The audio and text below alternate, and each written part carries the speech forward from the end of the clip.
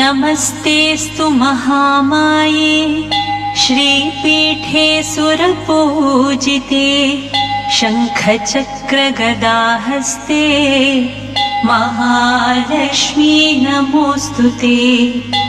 नमस्ते गरुडारूढे कोलासुरभयङ्करी सर्वपापहरे देवी महालक्ष्मी नमोऽस्तुते। सर्वज्ञे सर्ववरदे सर्वदुष्टभयङ्करी सर्वदुःखहरे देवी महालक्ष्मी नमोऽस्तुते। सिद्धिबुद्धिप्रदे देवी भुक्तिमुक्तिप्रदायिनी मन्त्रमूर्ते सदा देवी महालक्ष्मी नमोऽस्तुते। आद्यन्तरहिते देवी आदिशक्ति महेश्वरी योगज्ञे योगसम्भूते महालक्ष्मी नमोऽस्तुते। स्थूलसूक्ष्मे महारौद्रे महाशक्ति महोदरे महापापहरे देवी महालक्ष्मी नमोऽस्तुते।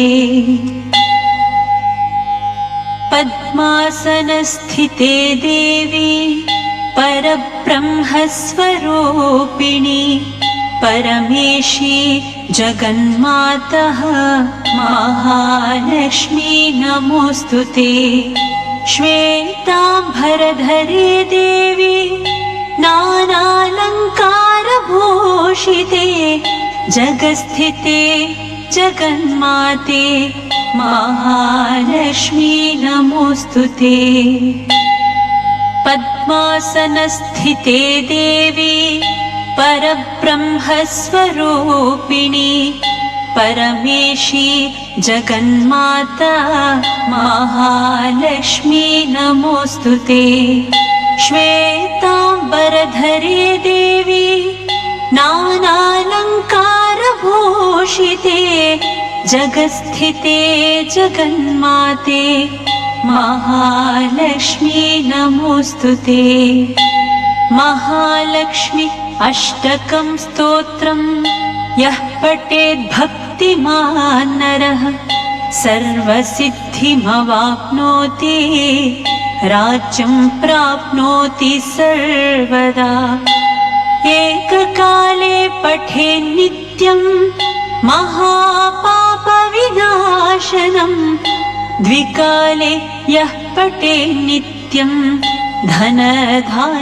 धनधान्यसमन्वितः त्रिकाले यः पठेत् नित्यं महाशत्रुविनाशनं महालक्ष्मीर्भवेत् नित्यं प्रसन्ना वरदा शुभा महालक्ष्मीर्भवेत् नित्यं प्रसन्ना वरदा शुभा महालक्ष्मीर्भवेत् नित्यं प्रसन्ना वरदा शुभा।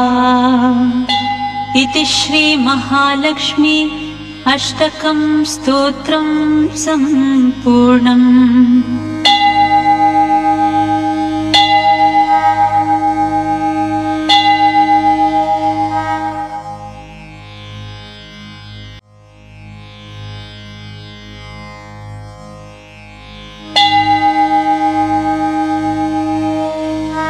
नमस्तेऽस्तु महामाये श्रीपीठे सुरपूजिते शङ्खचक्रगदाहस्ते महालक्ष्मी नमोऽस्तुते। नमस्ते गरुडारूढे कोलासुरभयङ्करी सर्वपापहरे देवी महालक्ष्मी नमोऽस्तुते। सर्वज्ञे सर्ववरदे सर्वदुष्टभयङ्करी सर्वदुःखहरे देवी महालक्ष्मी नमोऽस्तु ते। सिद्धिबुद्धिप्रदे देवी भुक्तिमुक्तिप्रदायिनी मन्त्रमूर्ते सदा देवी महालक्ष्मी नमोऽस्तु ते। आद्यन्तरहिते देवी आदिशक्ति महेश्वरी योगग्ने योगसम्भूते महालक्ष्मी नमोऽस्तु ते। स्थूलसूक्ष्मे महारौद्रे महाशक्ति महोदरे महापापहरे देवी महालक्ष्मी नमोऽस्तु ते। पद्मासनस्थिते देवी परब्रह्मस्वरूपिणी परमेशी जगन्मातः महालक्ष्मी नमोऽस्तु ते। श्वेताम्बरधरे देवी नानालङ्कारभूषिते जगस्थिते जगन्माते महालक्ष्मी नमोऽस्तु ते। पद्मासनस्थिते देवी परब्रह्मस्वरूपिणी परमेशी जगन्माता महालक्ष्मी नमोऽस्तु ते। श्वेताम्बरधरे देवी नानालङ्कारभूषिते जगस्थिते जगन्माते महालक्ष्मी नमोऽस्तु ते। महालक्ष्मी अष्टकं स्तोत्रं यः पठेत् भक्तिमान् नरः सर्वसिद्धिमवाप्नोति राज्यं प्राप्नोति सर्वदा। एककाले पठेत् नित्यं महापापविनाशनं द्विकाले यः पठेत् नित्यं धनधान्यसमन्वितः त्रिकाले यः पठेत् नित्यं महाशत्रुविनाशनं महालक्ष्मीर्भवेत् नित्यं प्रसन्ना वरदा शुभा। महालक्ष्मीर्भवेत् नित्यं प्रसन्ना वरदा शुभा। महालक्ष्मीर्भवेत् नित्यं प्रसन्ना वरदा शुभा। इति श्री महालक्ष्मी अष्टकं स्तोत्रं सम्पूर्णम्।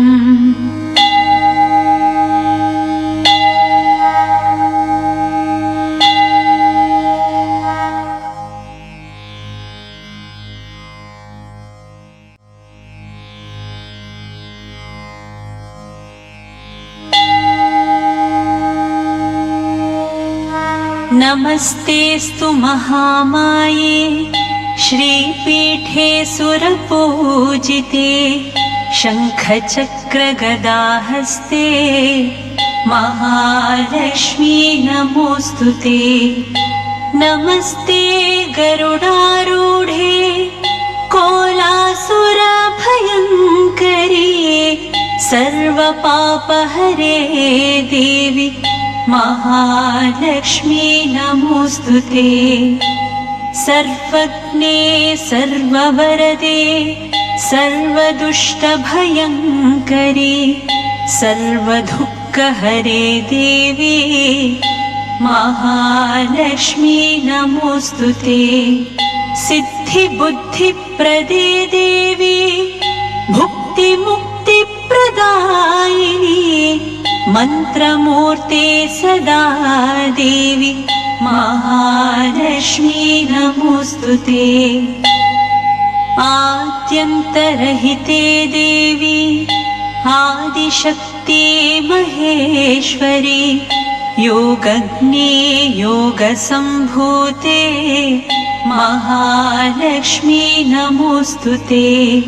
स्थूलसूक्ष्मे महारौद्रे महाशक्ति महोदरे महापापहरे देवी महालक्ष्मी नमोस्तुते। पद्मासनस्थिते देवी परब्रह्मस्वरूपिणी परमेशी जगन्मातः महालक्ष्मी नमोस्तुते। श्वेताम्बरधरे देवी नानालङ्कारभूषिते जगस्थिते जगन्माते महालक्ष्मी नमोस्तुते। पद्मासनस्थिते देवी परब्रह्मस्वरूपिणी परमेशी जगन्माता महालक्ष्मी नमोस्तुते। श्वेताम्बरधरे देवी नानालङ्कारभूषिते जगस्थिते जगन्माते महालक्ष्मी नमोस्तुते। महालक्ष्मी अष्टकं स्तोत्रं यः पठेत् भक्तिमान् नरः सर्वसिद्धिमवाप्नोति राज्यं प्राप्नोति सर्वदा। एककाले पठेत् नित्यं महापापविनाशनं द्विकाले यः पठेत् नित्यं धनधान्यसमन्वितः त्रिकाले यः पठेत् नित्यं महाशत्रुविनाशनं महालक्ष्मीर्भवेत् नित्यं प्रसन्ना वरदा शुभा। महालक्ष्मीर्भवेत् नित्यं प्रसन्ना वरदा शुभा।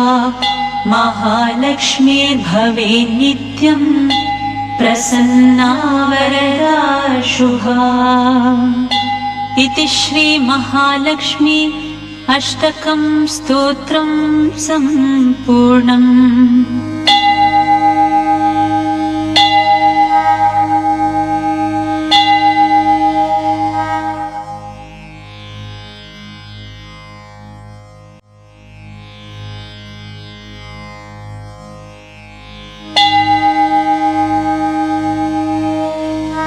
नमस्तेस्तु महामाये श्रीपीठे सुरपूजिते शङ्खचक्रगदाहस्ते महालक्ष्मी नमोस्तुते।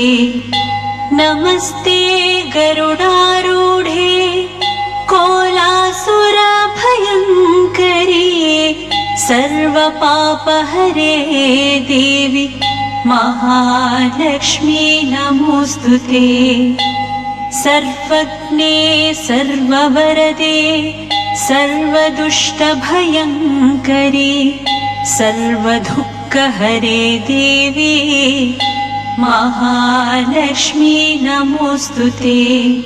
सिद्धिबुद्धिप्रदे देवी भुक्तिमुक्तिप्रदायिनी मन्त्रमूर्ते सदा देवी महालक्ष्मी नमोस्तुते। आद्यन्तरहिते देवी आदिशक्ति महेश्वरी योगज्ञे योगसम्भूते महालक्ष्मी नमोस्तुते। स्थूलसूक्ष्मे महारौद्रे महाशक्ति महोदरे महापापहरे देवी महालक्ष्मी नमोस्तुते। पद्मासनस्थिते देवी परब्रह्मस्वरूपिणी परमेशी जगन्मातः महालक्ष्मी नमोस्तुते। श्वेताम्बरधरे देवी नानालङ्कारभूषिते जगस्थिते जगन्माते महालक्ष्मी नमोऽस्तुते। पद्मासनस्थिते देवी परब्रह्मस्वरूपिणी परमेशी जगन्माता महालक्ष्मी नमोऽस्तुते।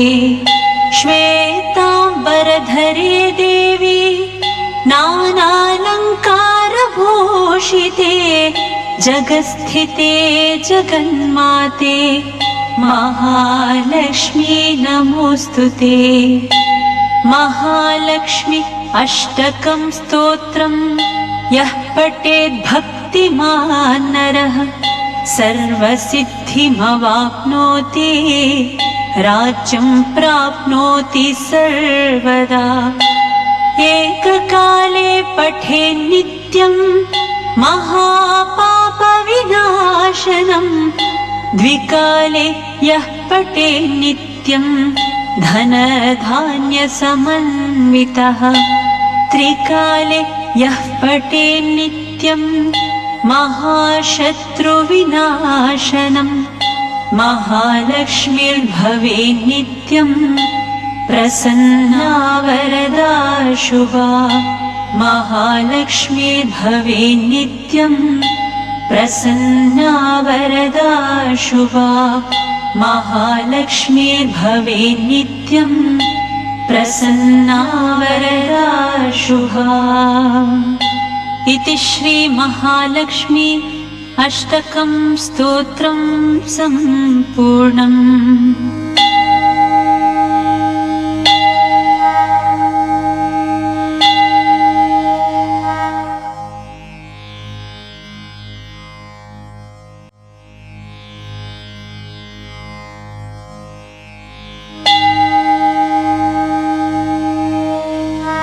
नमस्तेस्तु महामाये श्रीपीठे सुरपूजिते शङ्खचक्रगदाहस्ते महालक्ष्मी नमोऽस्तुते।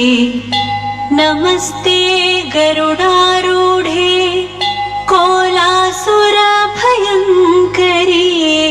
सर्वपापहरे देवी महालक्ष्मी नमोऽस्तुते। सर्वज्ञे सर्ववरदे सर्वदुष्टभयङ्करी सर्वदुःखहरे देवी महालक्ष्मी नमोऽस्तुते। सिद्धिबुद्धिप्रदे देवी भुक्तिमुक्तिप्रदायिनी मन्त्रमूर्ते सदा देवी महालक्ष्मी नमोऽस्तुते। आद्यन्तरहिते देवी आदिशक्ति महेश्वरी योगज्ञे योगसम्भूते महालक्ष्मी नमोऽस्तुते। स्थूलसूक्ष्मे महारौद्रे महाशक्ति महोदरे महापापहरे देवी महालक्ष्मी नमोऽस्तुते। पद्मासनस्थिते देवी परब्रह्मस्वरूपिणी परमेशी जगन्मातः महालक्ष्मी नमोऽस्तुते। श्वेताम्बरधरे देवी नानालङ्कारभूषिते जगत्स्थिते जगन्माते महालक्ष्मी नमोऽस्तुते।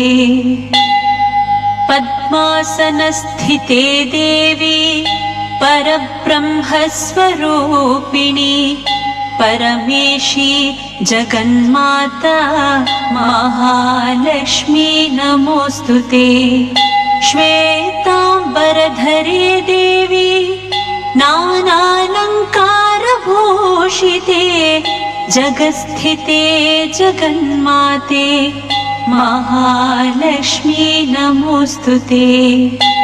महालक्ष्मी अष्टकं स्तोत्रं यः पठेत् भक्तिमान् नरः सर्वसिद्धिमवाप्नोति राज्यं प्राप्नोति सर्वदा। एककाले पठेत् नित्यं महापापविनाशनम् द्विकाले यः पठेत् नित्यं धनधान्यसमन्वितः त्रिकाले यः पठेत् नित्यं महाशत्रुविनाशनम् महालक्ष्मीर्भवेत् नित्यं प्रसन्ना वरदा शुभा। महालक्ष्मीर्भवेत् नित्यं प्रसन्ना वरदा शुभा।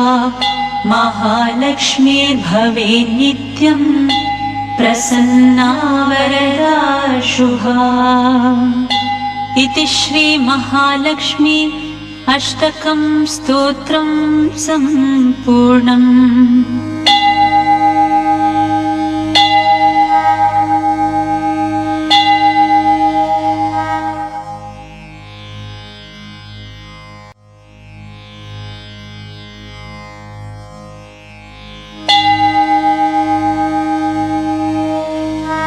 नमस्तेस्तु महामाये श्रीपीठे सुरपूजिते शङ्खचक्रगदाहस्ते महालक्ष्मी नमोऽस्तुते।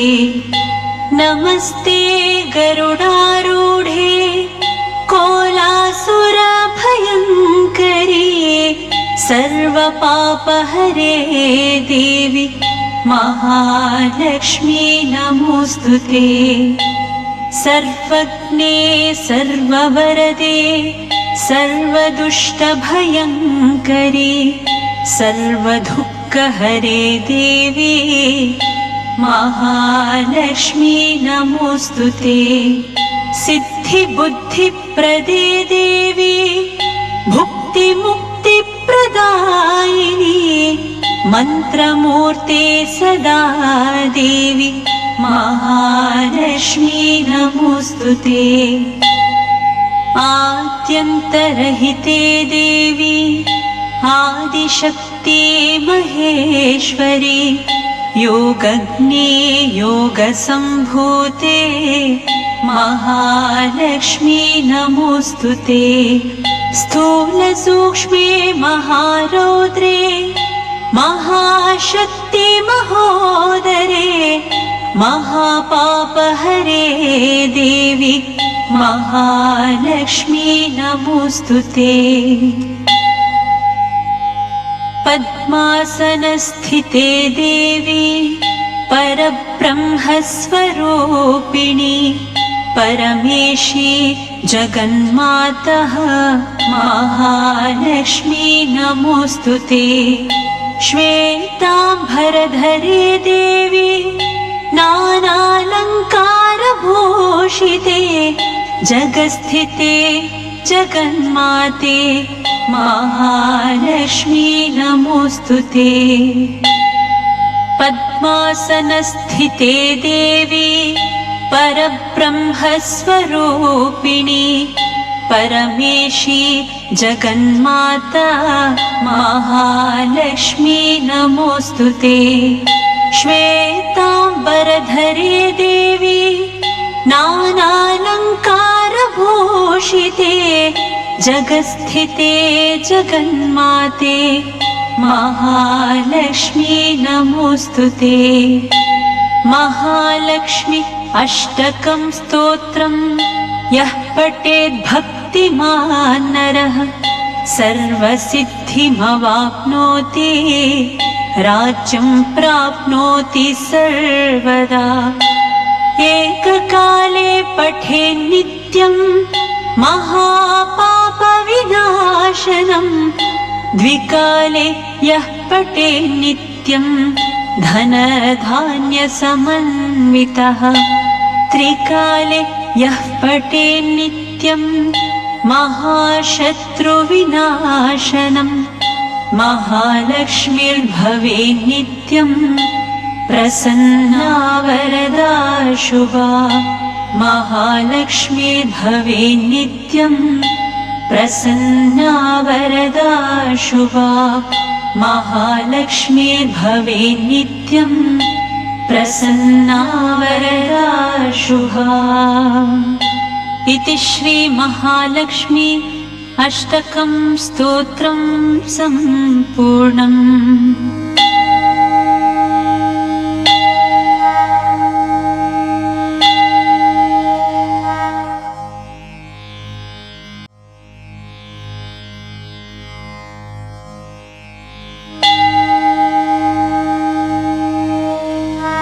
नमस्तेस्तु महामाये श्रीपीठे सुरपूजिते शङ्खचक्रगदाहस्ते महालक्ष्मी नमोऽस्तुते।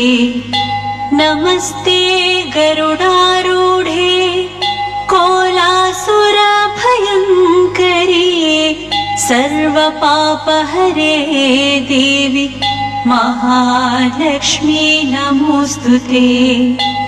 सर्वज्ञे सर्ववरदे सर्वदुष्टभयङ्करी सर्वदुःखहरे देवी महालक्ष्मी नमोऽस्तुते।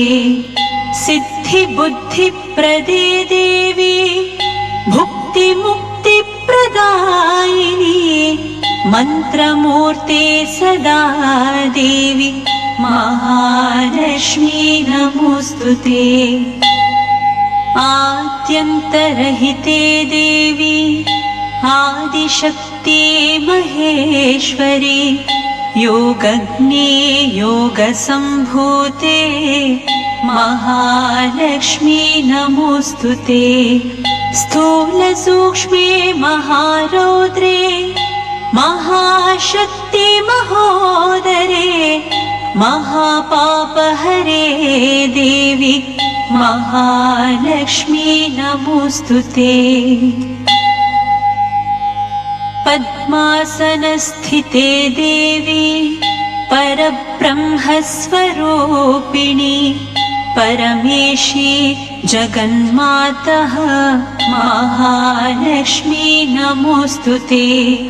श्वेताम्बरधरे देवी नानालङ्कारभूषिते जगस्थिते जगन्माते महालक्ष्मी नमोऽस्तुते।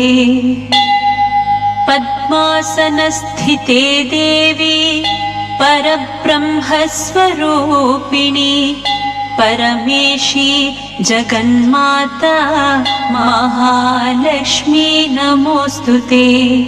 श्वेताम्बरधरे देवी नानालङ्कारभूषिते जगस्थिते जगन्माते महालक्ष्मी नमोऽस्तुते। महालक्ष्मी अष्टकं स्तोत्रं यः पठेत् भक्तिमान् नरः सर्वसिद्धिमवाप्नोति राज्यं प्राप्नोति सर्वदा। एककाले पठेत् नित्यं महापापविनाशनं द्विकाले यः पठेत् नित्यं धनधान्यसमन्वितः त्रिकाले यः पठेत् नित्यं महाशत्रुविनाशनं महालक्ष्मीर्भवेत् नित्यं प्रसन्ना वरदा शुभा महालक्ष्मीर्भवेत् नित्यं प्रसन्ना वरदा शुभा महालक्ष्मीर्भवेत् नित्यं प्रसन्ना वरदा शुभा। इति श्री महालक्ष्मी अष्टकं स्तोत्रं सम्पूर्णम्।